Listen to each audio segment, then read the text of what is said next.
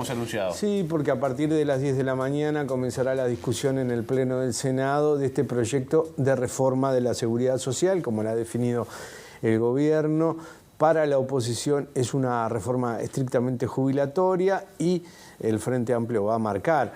Hay un miembro informante, que es el senador Botana, que va a ser en mayoría, y tenemos a Silvia Nane, la representante de la oposición, quien tomará la voz entonces del Frente Amplio. Muchísimas gracias por acompañarnos, senadora. Por favor, un gusto, buen día.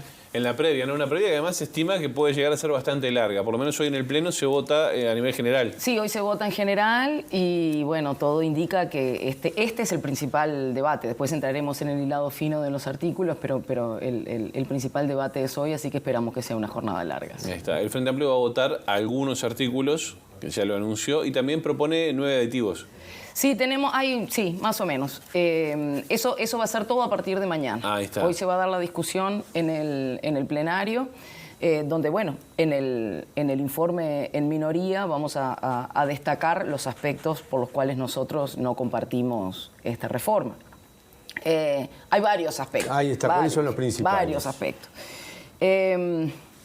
A ver, yo en general hago una introducción que voy a tratar de que sea cortita, pero esto se inició con la Ley de Urgente Consideración.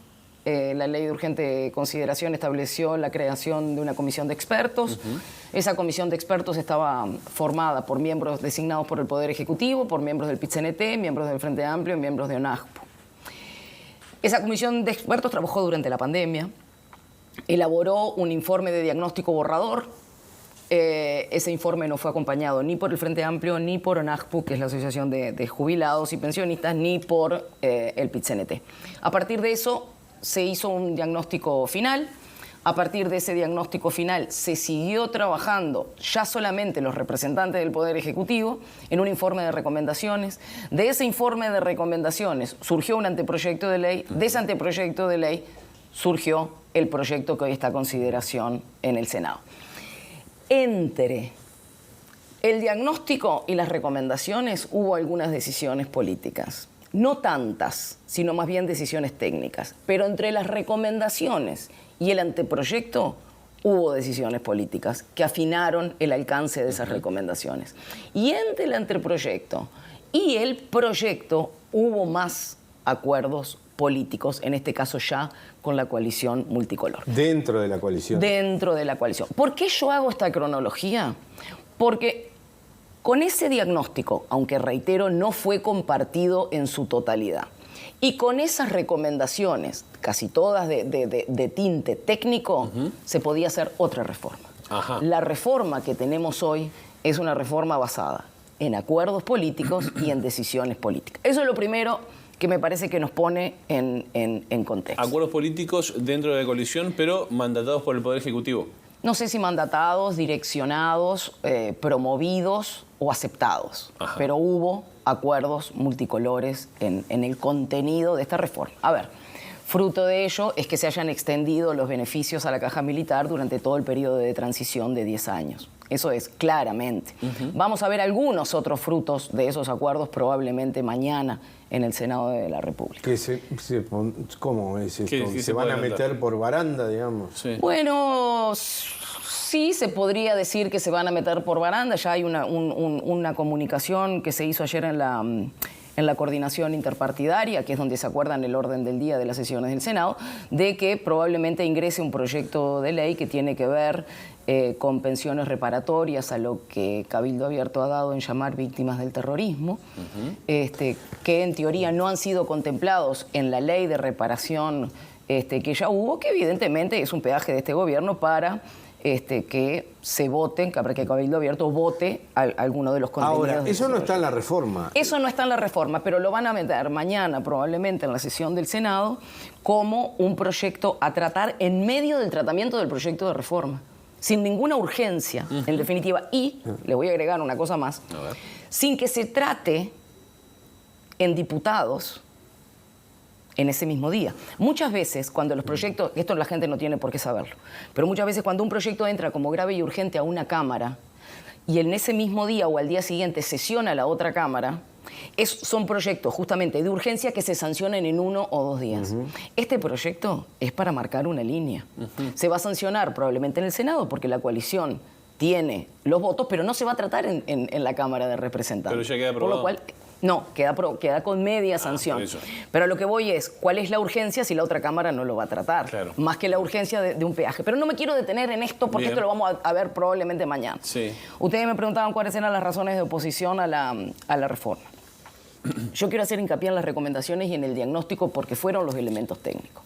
Allí se presentaron informes que dice, yo me lo anoté por acá para no errarle en los números, que en las actuales condiciones que tenemos, nosotros hoy tenemos casi 1/3 de las personas que con 70 años de edad no configuran una causal de 30 años de trabajo.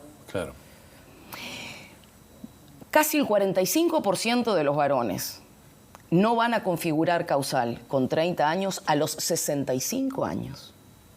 Y casi el 50% de las mujeres, casi el 50% de las mujeres, no van a configurar causal con 65 años de edad y 30 años de trabajo. Vamos a tener, por lo tanto, un problema de cobertura. Ustedes saben, en la seguridad social hay 3 elementos que se tratan de equilibrar. La suficiencia, que es que el dinero pagado en jubilaciones y pensiones sea suficiente para una sobrevida digna. La cobertura, que es que alcance a la mayor cantidad de personas posible. Y la sustentabilidad del sistema, que es que el sistema sea financieramente sustentable. Que se ha esgrimido como el principal motivo de la reforma, ¿no? Exactamente. Esta es una reforma que tiene como objetivo que sea sustentable. ¿Cómo hago yo para que algo sea sustentable? Lo que quiere decir es que cuando haga la resta entre ingresos y egresos no me dé negativo, ¿verdad? Eso básicamente, que sea sustentable. ¿Qué formas tengo? O bajo los egresos o subo los ingresos. O hago las 2 cosas a la vez. Bueno, en este proyecto solamente se bajan los egresos. No hay nada que toque los ingresos al sistema previsional. Esa es una de las cuestiones que dan el foco. Ahora, si yo voy a apostar por un sistema sustentable, voy a tener que necesariamente tocar las otras 2 variables, que son la cobertura y la suficiencia. ¿Qué quiere decir eso? Que voy a tener menos posibilidades para acceder a los requisitos de la jubilación y de las pensiones y que además, muy probablemente, como lo vienen demostrando varios estudios, los montos a cobrar en jubilaciones y pensiones tengan que ser menores. Eso no es lo que dice el gobierno. Eso no es lo que dice el gobierno, pero tampoco lo ha podido demostrar. El propio Saldain dice que los números dan otra cosa y que además con la jubilación base que se va a votar, que nuevamente se esgrime como una de las principales beneficios, la cobertura va a ser amplia y mayoritaria. Bueno, fíjate que ahora, en los cambios que introdujo el Poder Ejecutivo, luego de que cuestionamos esos números, no solamente el Frente Amplio, sino también el representante por los trabajadores del Banco de Previsión Social y también la Central de Trabajadores y también CIMBE, el Observatorio de Seguridad Social, el gobierno tuvo que rehacer un montón de números porque no estaban bien calculados en las 2 comparecencias previas que hubo antes de la última en la comisión. Y fíjate que luego de todos esos cuestionamientos se agregó una nueva causal jubilatoria de 65 años de edad, 25 años de trabajo, y se determinó que el ajuste de eso que se llama suplemento solidario, que no sé cuánto tiempo tenemos como para explicarlo, pero que si tenemos tiempo lo explico. El ajuste del suplemento solidario se hacía, de acuerdo a la ley, por el índice de precios al consumo, es decir, por la inflación, por lo que suben los precios. Nosotros lo que cuestionábamos es que en 20 años ese suplemento, y lo cuestionaba también informes técnicos del PIT-CNT, ese suplemento, si no se ajustaba por, igual que las jubilaciones, por el índice medio de salario, lo que terminaba pasando es que terminaba dando 0 el ajuste, porque el costo de vida se come el ajuste por IPC. Eso lo demostraba claramente el informe del PIT-CNT.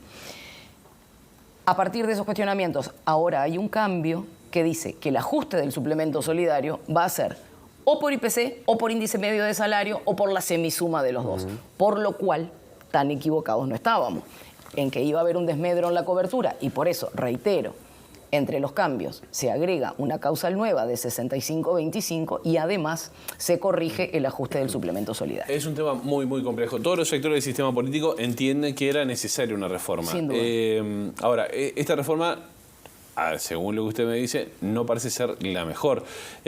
¿Por dónde pasarían las claves para hacer una reforma más equitativa? Porque también quedó la idea de sobrevolando, desde que empezamos a hablar de todo esto, de que vamos a trabajar más para cobrar menos. Sí, sí, bueno, es que eso es un hecho.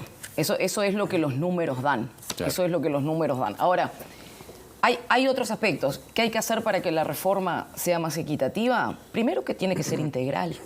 Porque nosotros no podemos desconocer las diferencias que hay en el mercado de trabajo, por ejemplo, entre varones y mujeres. No podemos desconocer el tiempo en cuidados, tiempo no remunerado en cuidados que las mujeres ponemos, cada uno de los días y de los años de nuestras vidas. Inequidades salariales. Inequidades salariales, la famosa brecha salarial. Bueno, entonces, esa es una de las cuestiones que tenemos que tener en cuenta. El futuro del trabajo. El futuro del trabajo. Vamos cada vez hacia puestos de trabajo más independientes y que ponen en cuestión la relación de dependencia laboral que todos conocemos de empleado y empleador. Tenemos que poder ir también a tener estudios más profundos y poder entender que no solamente la expectativa de vida, sino la calidad de vida no es la misma si yo estoy en un decil alto de ingresos que si estoy en un decil bajo de ingresos. Claro. De hecho, hay informes que tiene la Comisión de la época del diagnóstico y de las recomendaciones, de un estudio que se hizo creo que en 7 ciudades, entre las cuales está un informe hecho en Santiago de Chile, que la expectativa de vida entre el decil 1 y el decil 10 en las mujeres es de 18 años y en los varones de 11 años. Entonces, no es lo mismo llegar en cualquier condición, porque los gastos que voy a tener en salud, los gastos que voy a tener en tratar de llevar una vida digna, no van a ser los mismos. Entonces, no puedo pensar una seguridad social sin cuidados. No puedo pensar una seguridad social sin políticas activas de empleo, que justamente lo que traten de hacer no es dejar los ingresos igualitos como hace este proyecto, sino tratar de mejorar los ingresos y tratar de mejorar las condiciones de vida. ¿Y qué está priorizando el oficialismo en esta reforma? ¿Qué es lo que busca priorizar? El gasto. Y ya han hecho bastante por eso, porque si uno toma en cuenta que las personas que se van a jubilar ahora son con los 25 mejores años y que en 5 años no han tenido ajuste ni de salarios ni de jubilaciones, ahí ya hay un montón de plata ahorrada. Es más, si nosotros cuantificamos la pérdida salarial y de jubilaciones desde 2019 al 2022, estamos en $700 millones de ahorro solamente por no pagar los ajustes. Entonces, el gobierno ya empezó su estrategia. Hay una cosa que a mí me parece importante destacar, y es que los efectos de la reforma no son adentro de 10 años o adentro de 20 años. Hay efectos de esta reforma que son a 6 meses de aprobada la ley, y es que a 6 meses de aprobada la ley todos entramos en el nuevo régimen de aportes. Claro. Todos. Sí, sí, ¿y qué vamos a pagar más? Claro. ¿Qué vamos a pagar? Va a ser obligatorio. Todos aquellos nuevas personas que ingresen al mercado laboral a partir de 6 meses de aprobada la ley, ya van a una afiliación a la SAFAP obligatoria. ¿Eso qué hace? Incrementa la base de clientes de la SAFAP. También después podríamos hablar un poco de eso. El capítulo AFAP es muy interesante, ¿no? Pero déjame cerrar con una cosa de los efectos inmediatos. En las pensiones por supervivencia y las pensiones por viudez, que afectan sobre todo a las mujeres, hoy si una mujer tiene 40 y tanto de años y queda viuda, la pensión es vitalicia. En este proyecto, si tiene menos de 40 años, va a tener una pensión por 1 año, y si tiene entre 40 y pico, la va a tener por 3 años. Ya no es más vitalicia. ¿Cuál es el argumento para ese recorte? ¿El gasto? Justamente. No hay ningún otro argumento. Bueno, la cuestión puede ser una rápida reinserción en el mercado laboral que no existe. De nuevo. ¿No era una de las cosas que iba a rever Cabildo, que estaba pidiendo? Bueno, no hay nada que haya cambiado esto. Pero una cosa ahí que es importante. De nuevo, que uno no puede ver esto si no analiza el impacto de la realidad sobre las cosas que uno quiere hacer, ¿no? La maternidad se ve retrasada en la edad, últimamente, ¿no? Hay toda una tendencia de que se retrasa la maternidad, por lo cual es muy probable que una mujer de 40 y pico de años, si queda viuda, si tuvo hijos entre los 30 y los 35, tiene gurises chicos todavía. Claro. y con gurises chicos, con una brecha salarial que hay que remarla todos los días, con condiciones cada vez más exigentes del mercado laboral, esa mujer probablemente, además de cuidar a los gurises, además de tener que ir a trabajar, va a tener que capacitarse para poder seguir teniendo posibilidades en ese mercado laboral, y lo que va a tener de sustento es 1 año o 3 años para esa pensión por vida. Se le presentó un panorama muy complejo. Hace un tiempo el ex ministro de Trabajo, Ernesto Murro, que bueno, además algo sabe del BPS, ¿verdad? Un poquito. Que integró la comisión que estuvo trabajando para esta reforma, dijo concretamente las reformas del gobierno en torno a, está haciendo, ¿no? Cuestionó las reformas del gobierno en torno a cosas que no son la realidad del Uruguay, la que vive la gente. ¿Coincide con eso? Sí, absolutamente. ¿Está alejada de la gente esta reforma? Esta reforma está alejada de la gente por la simple y elemental razón de que tiene la fuerza política más grande del país que no la apoya, que tiene a toda la central de trabajadores que no la apoya, que tiene a toda la organización de jubilados y pensionistas que no la apoya, que el representante de los empresarios en el BPS no los apoya, el representante de los trabajadores en el BPS no lo apoya, el representante de los jubilados y pensionistas en el BPS no la apoya. ¿Por qué? Porque no es fruto de un diálogo social, es fruto justamente, por eso yo empecé haciendo esa cronología de decisiones políticas y de acuerdos, y por eso también traje el tema que se va a tratar probablemente en la sesión de mañana, de otro tipo de acuerdos que se van a ir cuajando, muchos de ellos, prácticamente en un periodo de inicio de la campaña electoral. Entonces, si la seguridad social, a ver, ¿qué es la seguridad social? ¿No? La seguridad social es un derecho que debe ampararnos desde que nacemos hasta que terminamos nuestra vida activa. Es a lo largo, es una cuestión de ciclo de vida. Esta reforma hace solamente énfasis en el gasto de la última etapa de la vida. Entonces, ¿cómo podemos pensar que no queda descubierto todo lo demás? Y encima, cuando se prioriza eso, nos ponen en contraposición a las políticas de infancia con las políticas de seguridad social, sin considerar las políticas activas de empleo y sin considerar un sistema de cuidados y sin considerar políticas, por ejemplo, de cambiar la política de las asignaciones familiares. Que si los gurises no van a la escuela, cuando no es culpa de ellos que los gurises no van a la escuela, le retiran la asignación familiar. Entonces, ¿no habrá que pensar la cosa en forma un poco más integral? Bueno, parece que hay dos definiciones de seguridad social. Esto que usted plantea y la otra que saca las cuentas, ¿no? Este gobierno ha venido sacando las cuentas en todo, ¿no? Y por eso yo digo y hago hincapié en que esta estrategia y esta visión de seguridad social ya se está aplicando.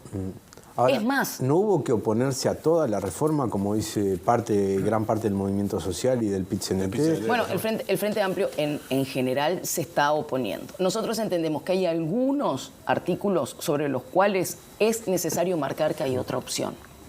Y por eso es que vamos a presentar algunos aditivos tal como se aprobó en el plenario nacional. Porque entendemos que hay otra opción y esa opción tiene que estar sobre la mesa. Esa opción tiene que estar y sobre esa opción hay que decidir porque existe. Porque existe. Y es fundamental tener una propuesta que exista en la evaluación política que nosotros estamos haciendo.